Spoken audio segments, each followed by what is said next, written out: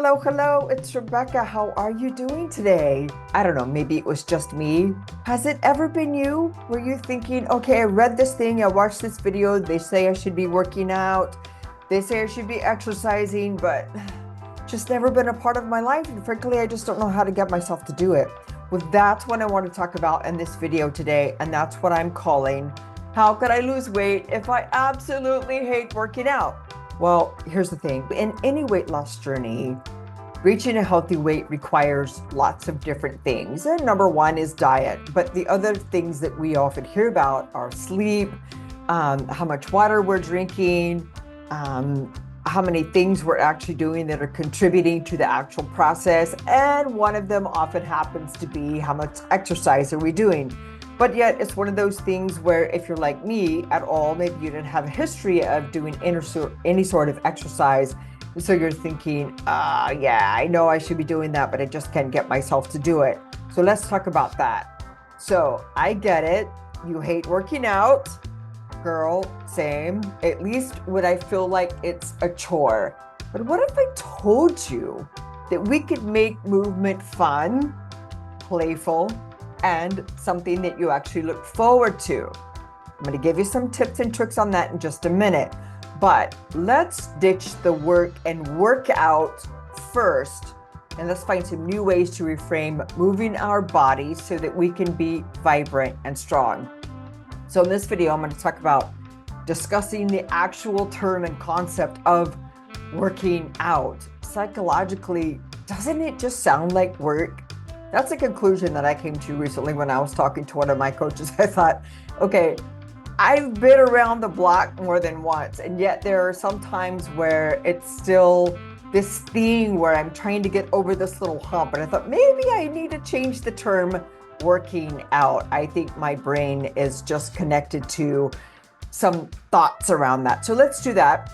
And then how can we calibrate ourselves to the vibration and fun of moving our bodies, and also some other ways to move your bodies through connection to your higher self and or to other people.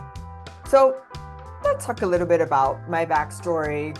Exercise was not a part of my life. I talked about this recently in my weight loss journey, and it was just not a part of my life as a young adult, like when I was 15, 16.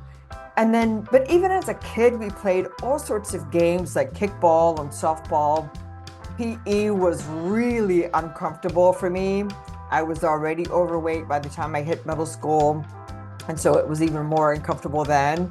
But in my 30s, this is kind of how it all started. In my 30s, my boss, whom I admired a lot, invited me to play racquetball. I probably weighed somewhere between 250 and 270 pounds. I have no idea because the scale was not a part of my life then. But this was the beginning of something amazing. And then, of course, years later, I was convinced that I too could do turbo jam. I thought it was tough at first, but Shailene convinced me that I could get through it if I just kept trying, if I just kept going, if I didn't give up. And I really loved the music. I love the music of turbo jam. I mean, hip hop was totally my thing. I really had a love-hate relationship with working out. I really did. I would stop and start a lot. I really did not enjoy and didn't really have a why behind why I should be moving my body. And a lot of times it was connected to my weight loss journey. It was something that I believed that I should actually be doing. There were times when I actually went months without any intentional exercise whatsoever. And years later, I started to realize that this was a lot about how I actually saw myself. I saw myself as not athletic. I didn't have a background in sports. Maybe I had a lot of belief systems around maybe I can't really keep this going. I can't really keep this up. I would implement routines that were several days, hours a week. And seriously, we just can't do sometimes several hours a week, but we can do, blocks of time. The other thing I realized in my love-hate relationship was that I had a lot of associations with this term exercise. I beat myself up a lot. I hated myself. And then I would use that motivation. I would get really angry and I'm going to do something because, the diet's already started on Monday and I had gained weight and I'm going to do something about it. And exercise is key. And of course, food was always involved with this too. And the restriction and all of that. Most of the time, my motivation came from some form of being dissatisfied with myself in some way. But let me tell you that this type of motivation is very short-lived. All right, now let's dive into the content and let's dive into my first point, which is having fun with renaming and reframing this exercise, this workout. If we're going to rename it and reframe it, why don't we start with abandoning the term working out? It should simply be fun movement. Am I right? Is it just me or is there anyone else here that has come to really dislike this concept, this term? Not the concept maybe, because there are a lot of benefits, but the term of working out. So it is a time to connect with yourself or with nature, and it can be even with others. I had a conversation with my coach recently, and I thought to myself, I said, okay, here's the thing. I know all of the things about exercise, moving the body, helps with sleep. It's not just about body recomposition, but it's about feeling alive and vibrant and strong. So I got to take the work out of it. And I got to connect more to fun more often. So I came up with the term that I just absolutely love, and I started calling it body bliss. Because why? Because it can be more blissful, it can be more fun, it can be pure bliss, actually, if you do it right. But if you're beating yourself up about it, well, then that's not going to be bliss, right? I remember that a friend said to me years ago, I never feel bad after moving my body. I never feel bad after going to the gym. And I didn't forget that comment because I thought to myself, yes, after every single time I have done a session with Turbo Jam or any other video that I have found online, I never feel bad after moving my body. So here's some examples of fun movement. Dance like nobody's watching, or everybody can be watching. That's okay too, because guess what? You are the shiz, right? Here's another example. You can go for a walk in nature while you play your favorite playlist or podcast. Go for a walk around your neighborhood. I hope that you're lucky enough to have a walkable neighborhood like I do. And I actually like to walk around. I think it's almost a mile all the way around to do, a couple of laps. And I know that I've hit almost 2 miles. During your fun sessions, play with your language and how you feel about moving your body. So here's one actionable takeaway. Find one activity that you already enjoy and make it a regular part of your week. Or if you don't have any activities that you currently enjoy, you could start with walking. And you could just try it for 10 minutes after lunch. Put on your favorite podcast if you like, some favorite jams that you like, and just go for it for 10 minutes and then go back to whatever you're doing after that. Walking can be done anywhere. It can be done in a long hallway, in an office space, around the block. You choose the place. All right, let's dive into number 2 that I'm going to call calibrating your vibes. All right, so confession time. Before I do anything remotely active, I like to get my brain on board by watching something that pumps me up. So think of it kind of like a little mini pep rally. I like to run through all of my available options, all of the videos, all of my Turbo Jam sessions, all of the other videos that I do on YouTube, and choose one that sings to me. So I love the videos in Turbo Jam, and a lot of it is because Shailene picked a lot of the music that really helps you move. And so you're moving to the beat, you're moving to the song, and you get really, at least for me, I get really into it and I have a lot of fun doing it. So as I'm running through all of my options, I'll think, ooh, today I'll remember the pieces of the video and I'll say, ooh, mix number 2 sounds like a good one today. So then I cue up the DVD, cue up the video, and then I connect it to my loudspeaker as I'm putting on my workout gear. I'm listening to the music, I'm jamming, and then as the video is going, I'm just getting my mind going. I'm getting my mind in sync with the vibes of the music because I'm getting ready to make some moves. So once I have all of my workout gear on, the only thing I have to do is start the video again and start jamming. I have found that this one thing helps me more than a lot of things do when I'm actually thinking to myself, oh, I don't know if I have the energy to actually do this video. But if I listen to this video and if I go into the music, if I begin to visualize a little bit about getting through this fun session that I'm getting ready to have, and I start moving to the music and I start visualizing all of the moves that we're going to be doing. Why? Because I've done this video probably 1,000 times, probably more than that, because I've been doing it for like 15 years, maybe longer than that. No, 20 years.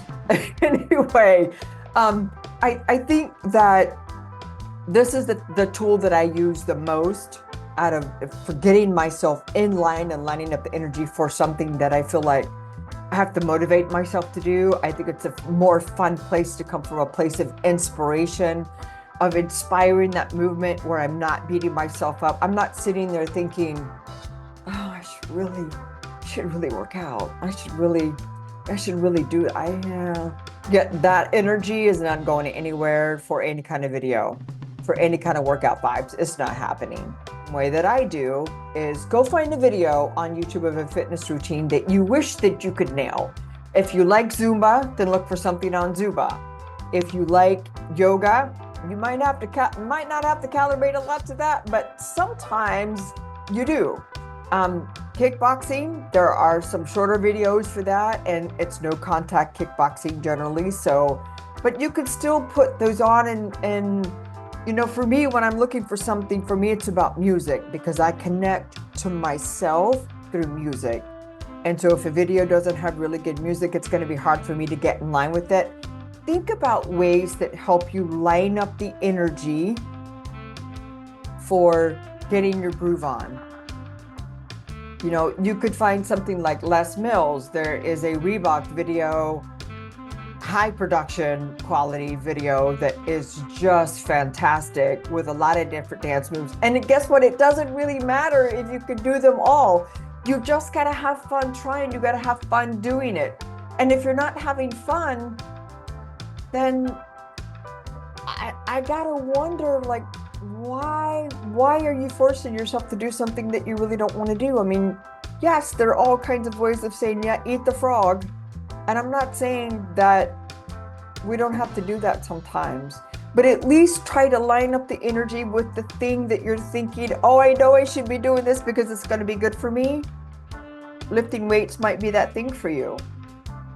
There might not be jamming music to go on with that, but there are other ways to find time and find energy and get into that flow state to where you get to the place where you're like, oh yeah, I'm going to get into this now. I'm really going to get into it. It's all about calibration. If you think about any time you've ever done something that maybe you were thinking you didn't have the energy to do, but then you start playing it out in your mind, you start visualizing it, and that's how you're getting it done.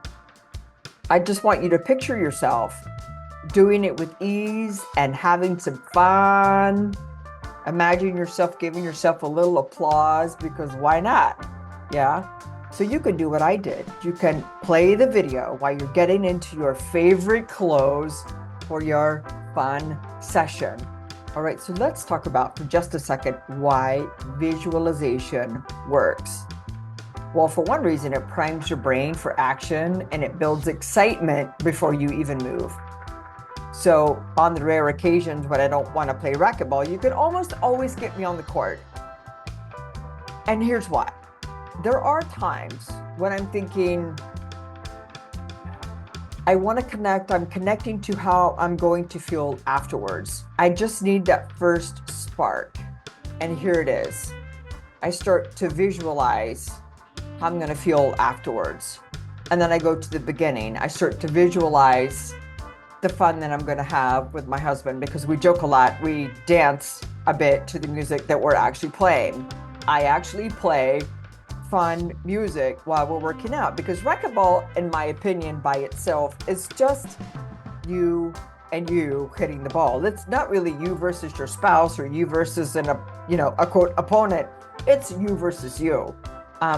So one of the things that I do is there's a channel that I love on YouTube from, I think his name is Babacon with a B, and he plays some awesome music. I believe he's a DJ, has some awesome mixes, and it's just such a load of fun to be able to queue up something that's for maybe a little bit more than an hour. And I know that once that hour is over, then I have had my fun for the day. I know I've done my body some good, and I can go on with my day with that new energy that I've just invigorated myself with.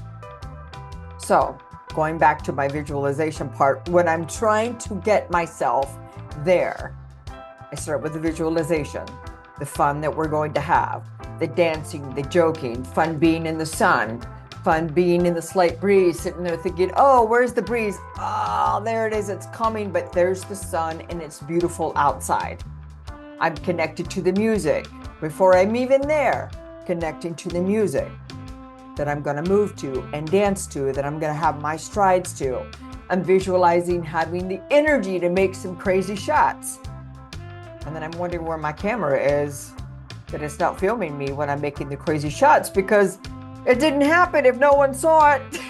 All right. And then at the very end, then I visualize how I'm going to feel once I'm done. That's how I do it.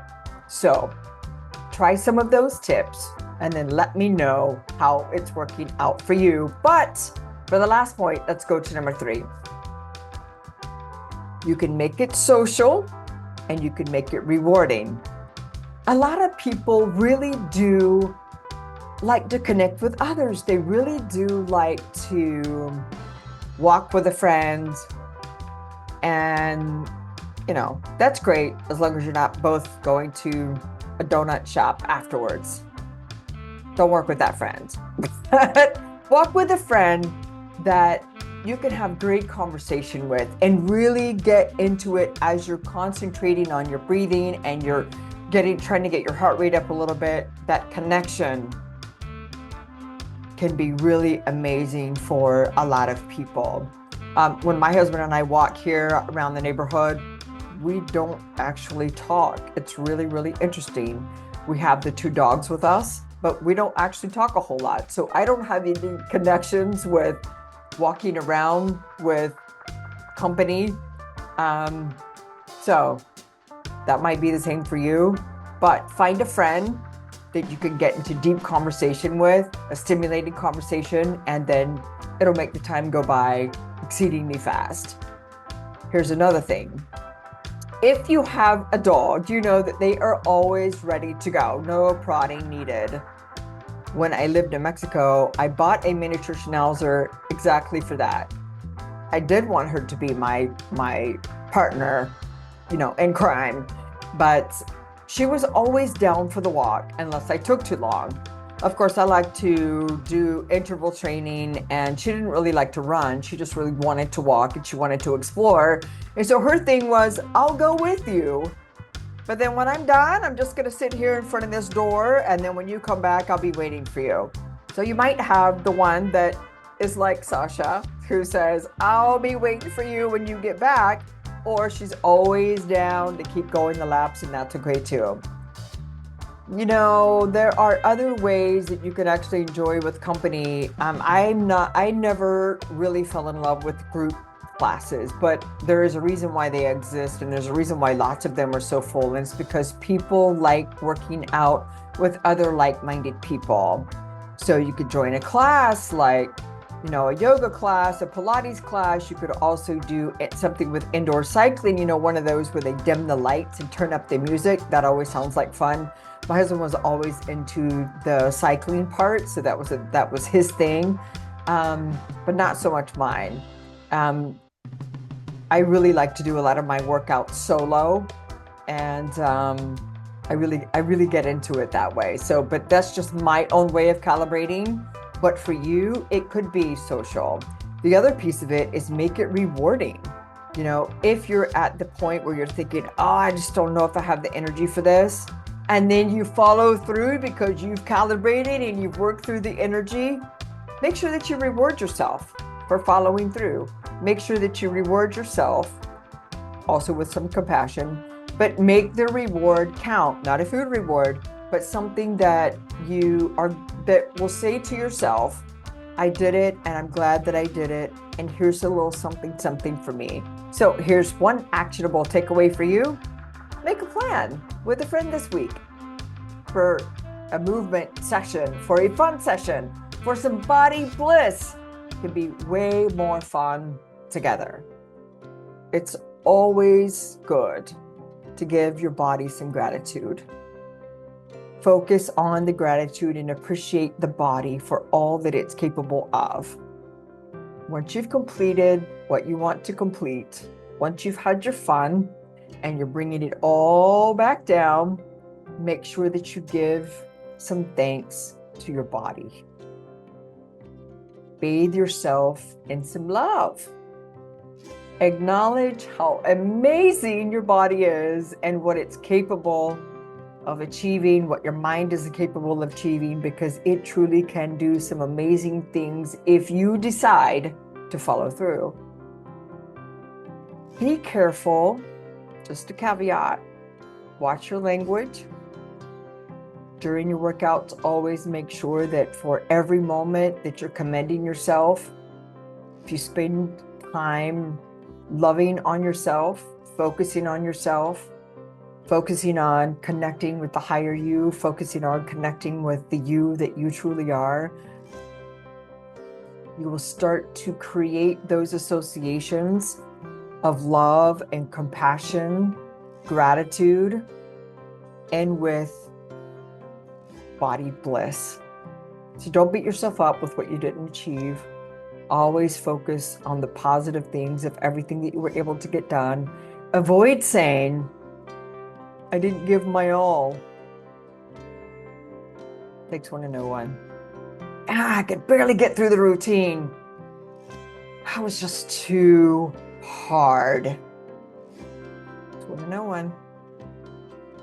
All of these thoughts, these thought patterns connect you to the association of pain. And your brain is always going to want to move away from the pain. If you're beating yourself up for what you didn't get done, you probably won't do another workout for a long period of time because your mind, your body will want to avoid the pain. Before you go, here's your mission. Spend 5 minutes imagining yourself doing something active, participating in a fun session, participating in some body bliss, something that excites you, like dancing, swimming, even playing a sport that you loved as a kid. Maybe basketball was your thing when you were a kid and you're just, for some reason, you let it go, just stop doing it. Get together with some friends and just have fun. Doesn't have to be competition, doesn't have to be anything more than that, just having some fun. But before you do that, you could start to feel the joy and then take the energy that you generate from that and then try it on for real. All right, I hope this video inspired you in some way. Until next time, we'll chat soon.